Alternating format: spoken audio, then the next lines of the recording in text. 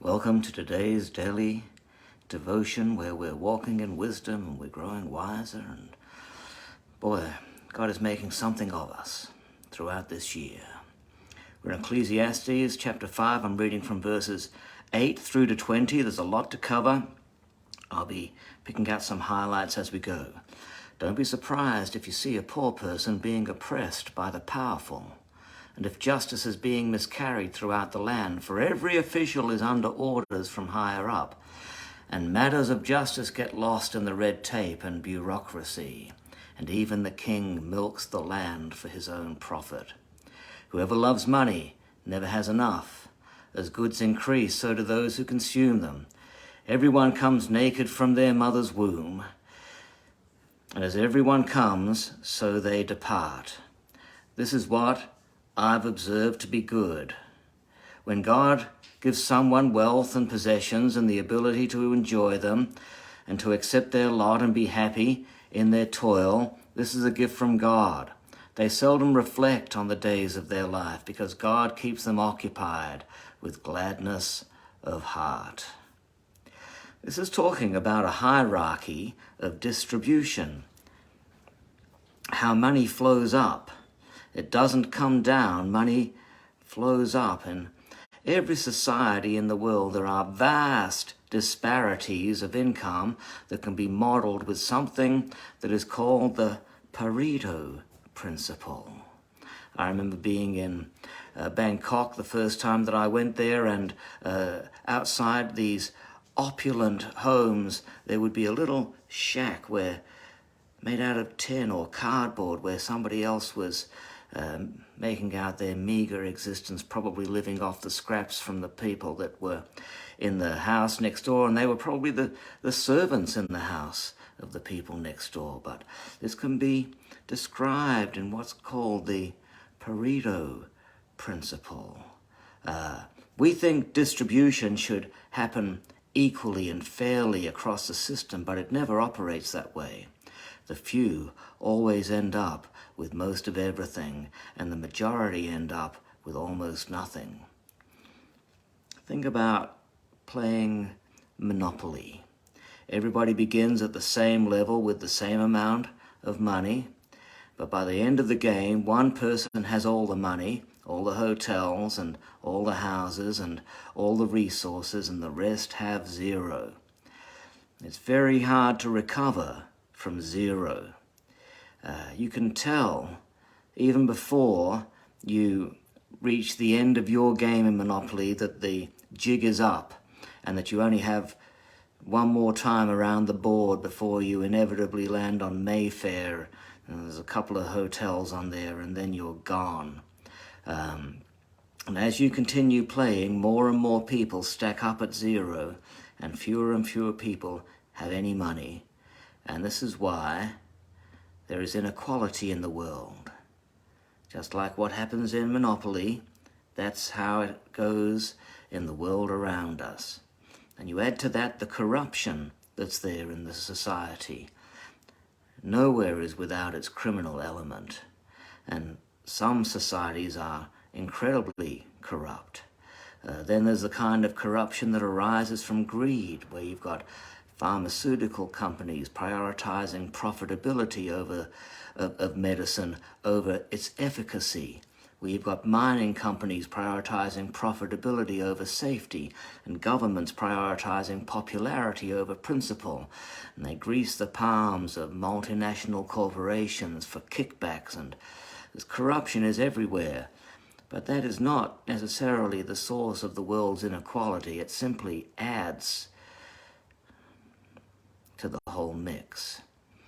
And the vast multitude end up with very little, and very few have very much. They're called the 1%.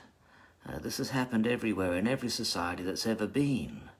You see the Pareto principle operating under Joseph in the book of Genesis, when during the course of a 7-year famine, everyone sold their property in exchange for grain, and Pharaoh finished up owning all the land in Egypt except for that which belonged to the priests. It doesn't matter what governmental system is operating, the Pareto principle seems to be fairly consistent. Communism attempted to implement Marxist philosophy when they said, from each according to his ability, to each according to his need. But even they couldn't avoid it. It certainly happened under the Soviet regime. There were enough people who had enough zeros that 60 million people died there in the Soviet Union. And the communist utopian dream was completely unimplementable. In fact, it was diabolically more destructive than anything that we've seen under capitalism. So the Pareto distribution governs a multitude of areas. Each year there's about 1 million books published in the English language, but only about 500 of them sell more than 100,000 copies.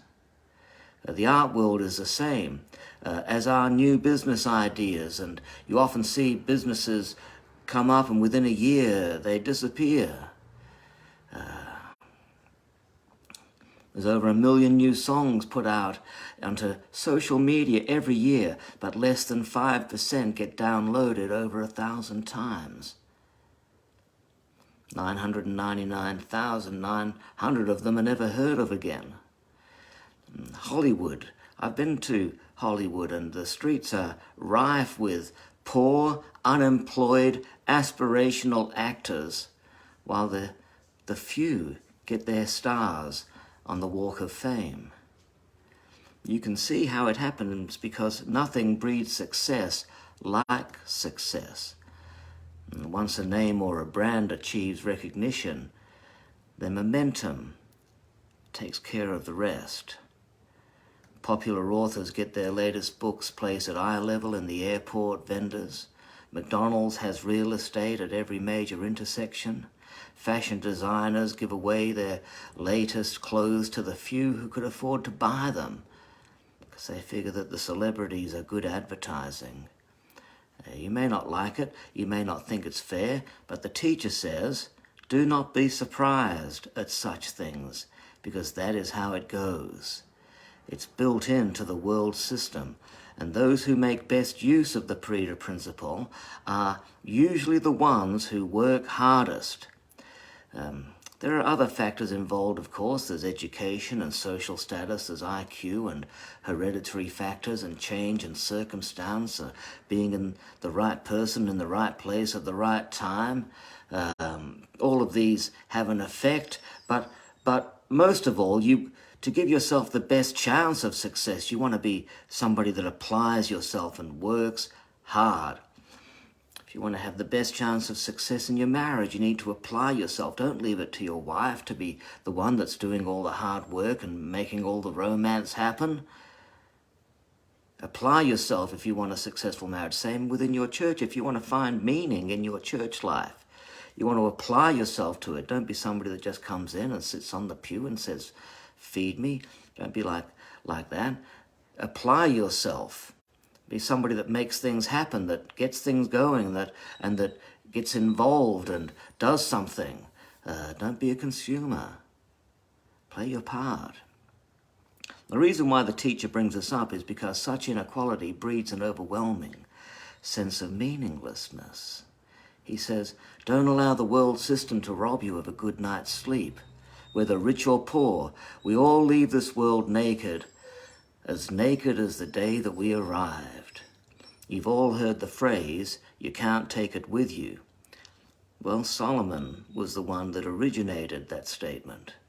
Most people say it today as an excuse for not saving and for, lashing out and buying whatever they want on a whim. But what it really means is don't get embroiled with the world system thinking that money is what life is all about. It's all part of a great lie. And this is why Jesus said to us, lay not up for yourselves riches on earth, but lay up for yourselves treasures in heaven. The chapter closes with the way to find contentment. Keep your eyes on God and work hard with whatever He has gifted you. If you can find your gift and apply it, then you'll feel rich and you'll enjoy life. This more than worrying about the haves and the have-nots, will equip you with everything you need for the hereafter. And the last verse in chapter 5 says, God keeps such people so busy enjoying life that they take no time to brood over the past. He's not saying be a workaholic so that you can keep your guilt at the back of your mind. Rather than that, he's saying the way to know that you've arrived at peace in the earth is when you no longer think with past regrets, because your current blessing is greater than your previous loss. I'll say that again. He's saying the way to know that you've arrived at peace on earth is when you no longer live with past regrets, because your current blessing is greater than your previous loss. Think about it.